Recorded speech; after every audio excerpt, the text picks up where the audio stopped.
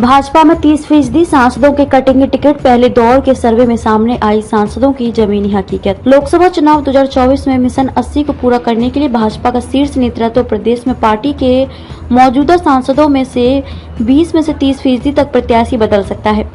मोदी सरकार 2.0 के 9 वर्ष का कार्यकाल पूरे होने पर चलाए जा रहे महाजनसंपर्क अभियान और पार्टी की ओर से कराए जा रहे सर्वे में सांसदों की जमीनी हकीकत सामने आने लगी है।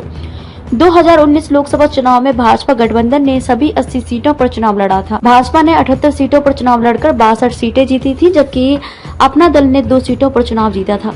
कांग्रेस को 1, बसपा को 10 और सपा को 5 सीटों पर जीत मिली थी। गत वर्ष हुए लोकसभा उपचुनाव में भाजपा ने रायपुर और आजमगढ़ लोकसभा में जीत दर्ज की है और प्रदेश में वर्तमान भाजपा गठबंधन के पास 66 सीटें हैं। भाजपा ने आगामी लोकसभा चुनाव के लिए सभी 80 सीटों पर जीत का लक्ष्य रखा है। मैनपुरी और रायबरेली सीट पर भाजपा ने कभी चुनाव नहीं जीता है। आगामी लोकसभा चुनाव में इन दोनों सीटों पर भी कमल खिलाने का लक्ष्य रखा है। पार्टी सूत्रों के मुताबिक देश में लगातार तीसरी बार भाजपा की सरकार बनाने के लिए यूपी में 2019 से बड़ी जीत आवश्यक है।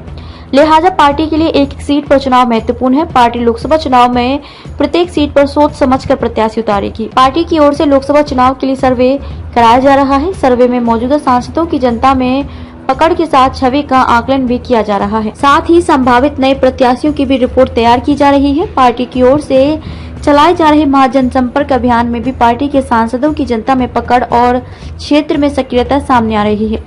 करीब 1 दर्जन से अधिक लोकसभा क्षेत्रों में अभियान के तहत हुई रैलियों से 2-5 हजार लोग भी नहीं जुटे हैं।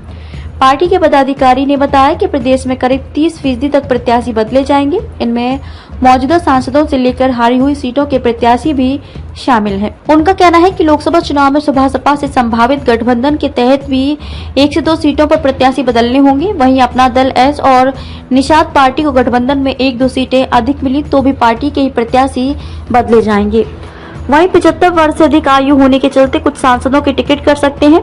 उधर योगी सरकार के कुछ मंत्रियों और पार्टी के विधायकों को भी चुनाव लड़ाया जा सकता है।